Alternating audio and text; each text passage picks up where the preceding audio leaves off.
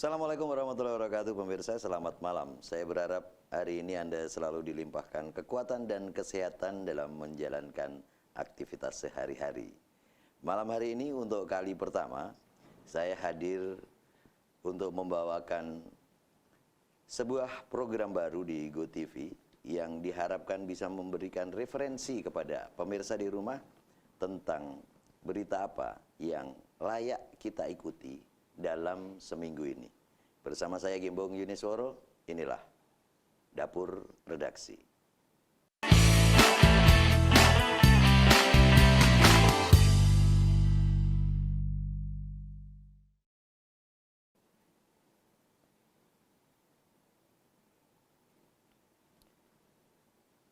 Terima kasih Anda masih di Dapur Redaksi bersama saya di Redaksi GoTV. Telah hadir pemimpin redaksi dan direktur harian Go Cakrawala, Bung Herwin Bahar. Yep. Selamat malam. Apa kabar ini? Baik, alhamdulillah. Sibuk, sehat tapi? Iya, alhamdulillah sehat seperti biasa dan bisa hadir di sini. Sangat-sangat appreciate. Oh ya Bung, Ya. ini malam ini kita berharap bisa memberikan referensi kepada pemirsa GoTV di rumah terkait berita-berita yang sedang hot di minggu ini. Tapi apa kira-kira yang akan dikupas oleh Go Cakrawala dalam sepekan ke depan? Iya, mungkin saya ucapkan terima kasih sudah diundang untuk hadir di Dapur Redaksi. Dan ini saya harap menjadi salah satu referensi terhadap masyarakat di Sulawesi Selatan dan bisa mengetahui apa-apa saja yang menjadi topik-topik yang diulas beberapa surat kabar termasuk kami dari Go Cakrawala. Ya, memang beberapa hari terakhir ini ada beberapa berita-berita yang cukup hangat. Tentunya masyarakat juga sudah tahu seperti yang terjadi kasus-kasus begal, terus kasus terorisme, penangkapan teroris yang ada di salah satu daerah di Wajo kemarin itu.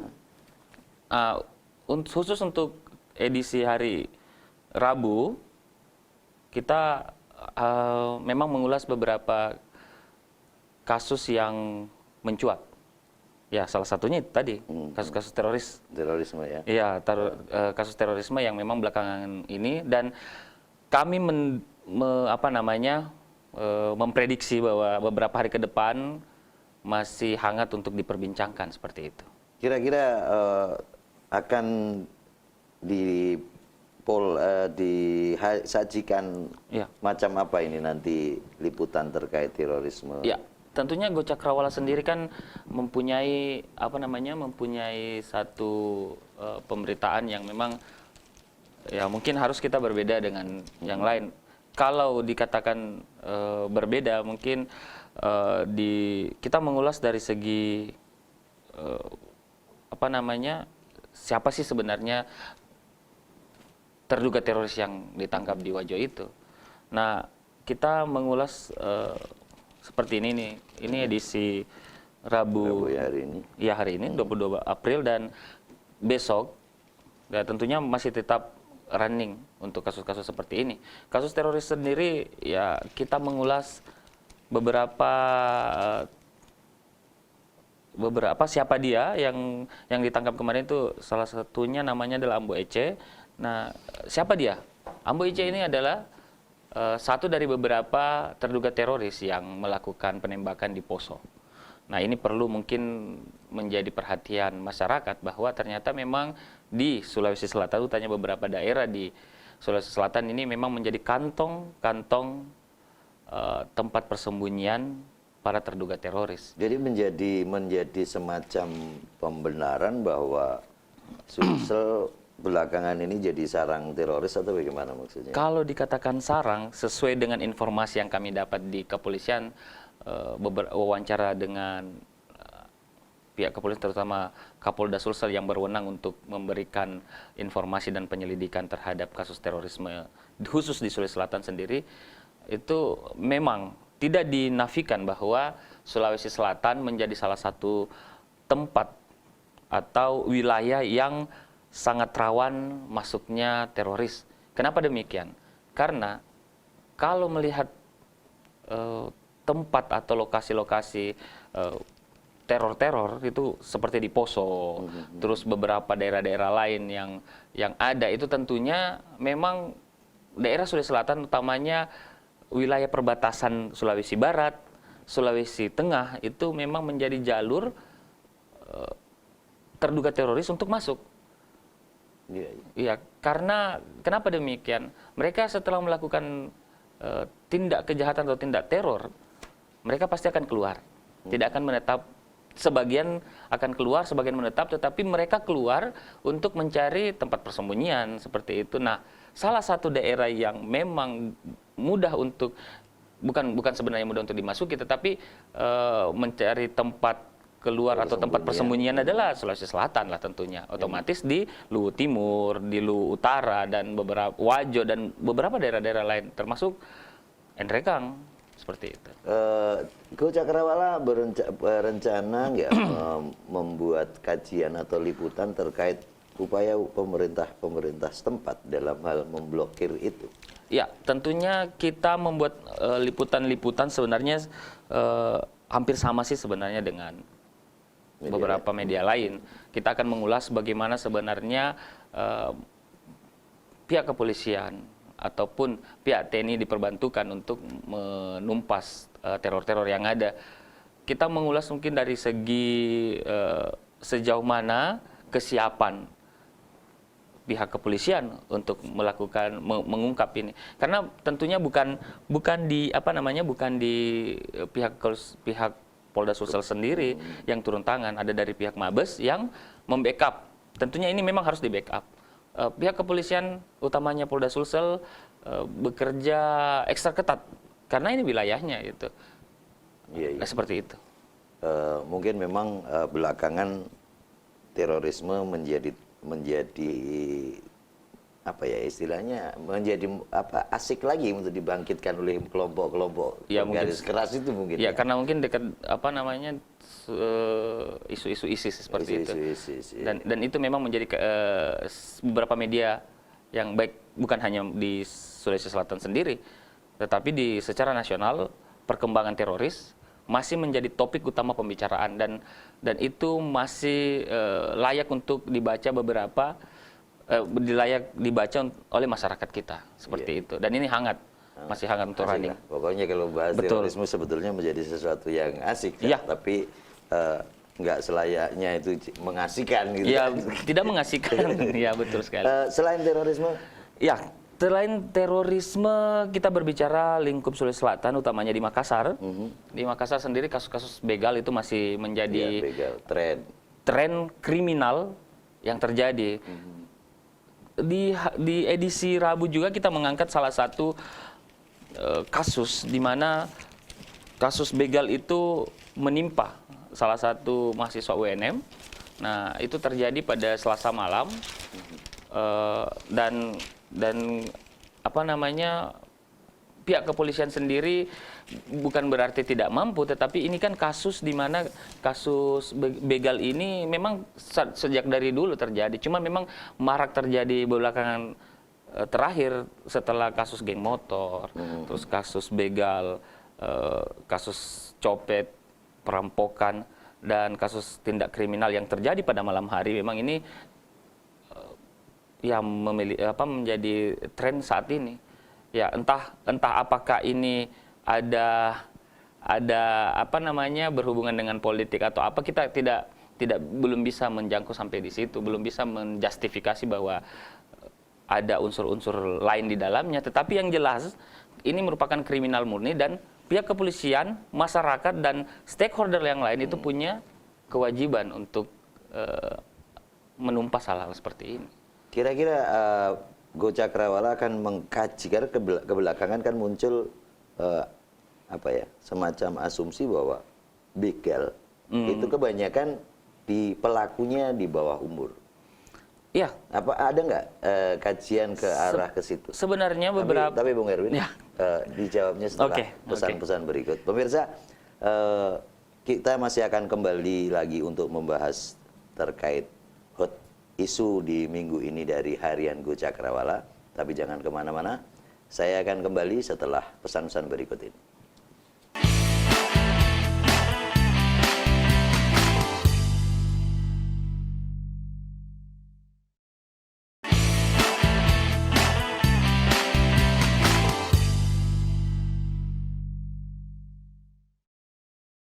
Terima kasih pemirsa, Anda masih bersama kami di Dapur Redaksi.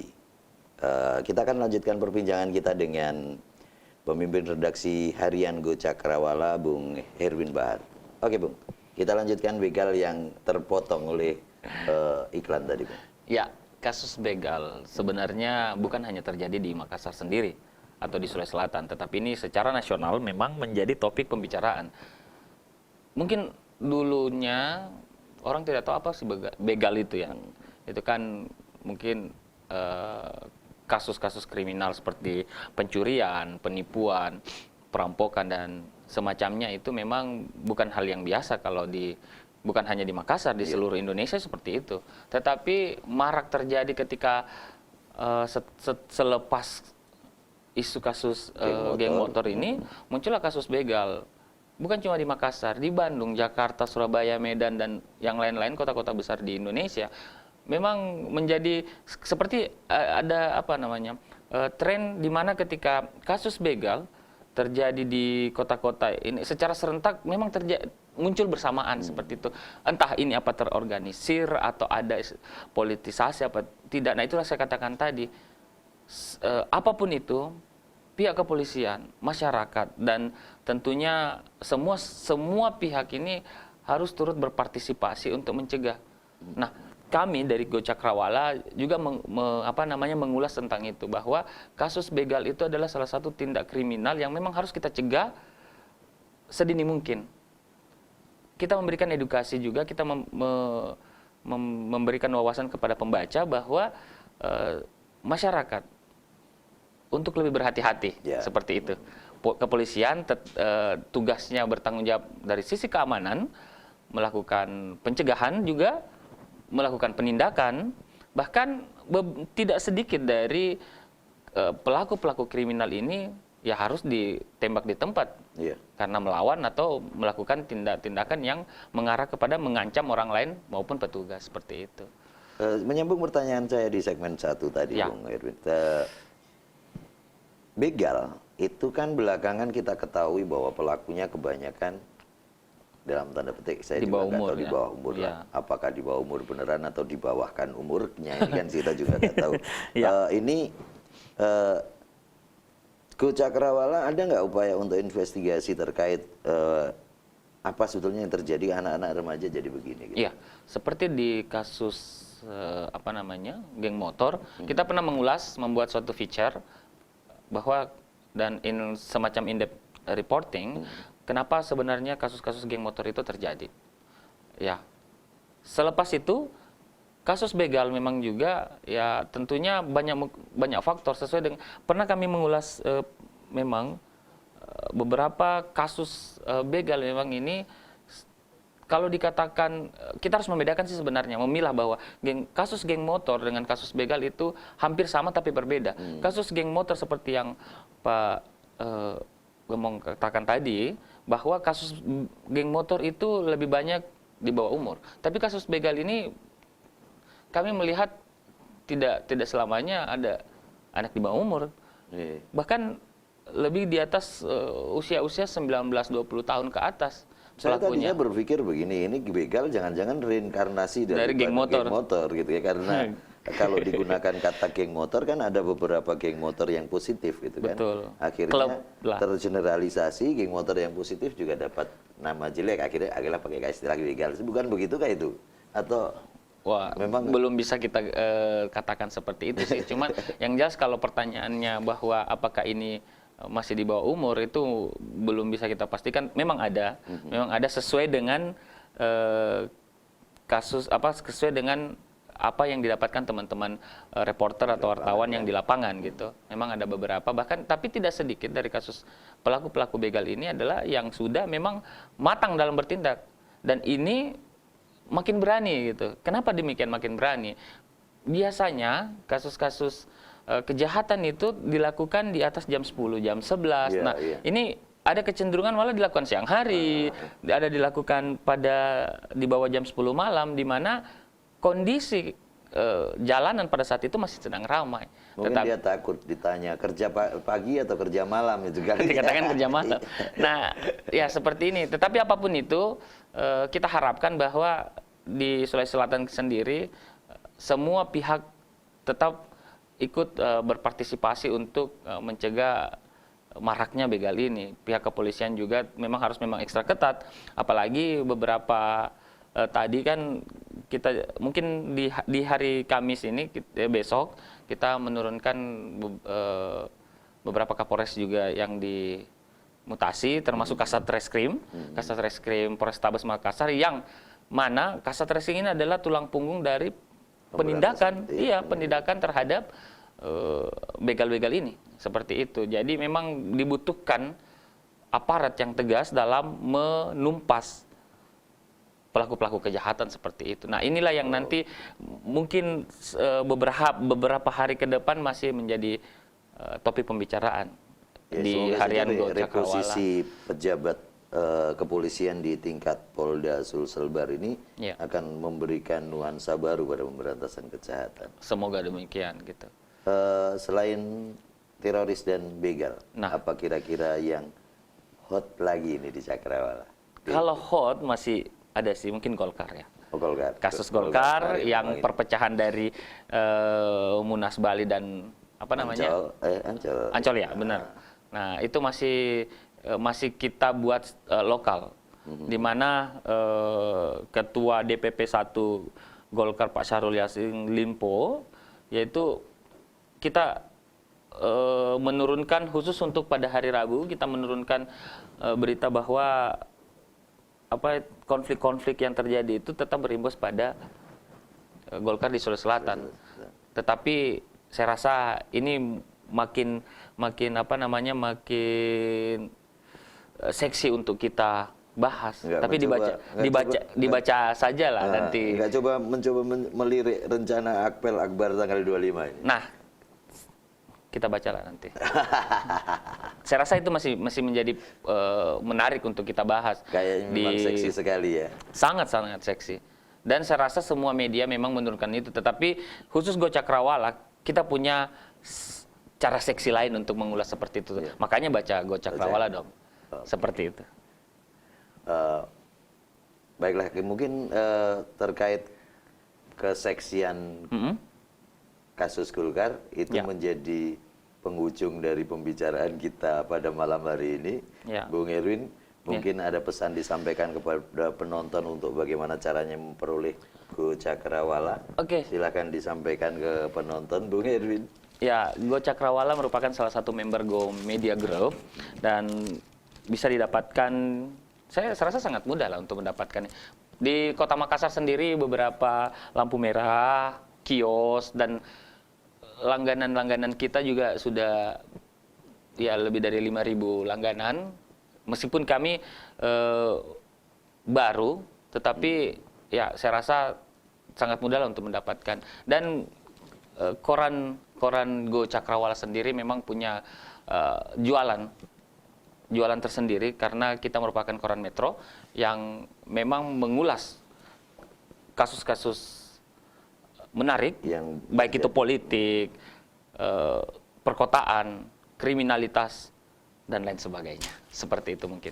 Terima kasih Bung Erwin. Sama-sama. Terima kasih infonya yang sudah dibagi dengan pemirsaku TV, dan sukses selalu. Terima kasih juga. Cakrawala semakin eksis. Amin. Pemirsa, dengan demikian berakhir pula bincang-bincang kita malam hari ini dengan pemimpin redaksi harian Go Cakrawala, Erwin Bahat. Segala yang kita bincangkan adalah sebuah referensi yang mungkin bisa memberikan Anda penyegaran pola berpikir untuk menikmati apa yang layak kita baca dan kita cermati esok hari. Saya Bang Yunisworo undur diri. Bila taufiq wal hidayah. Wassalamualaikum warahmatullahi wabarakatuh dan selamat malam.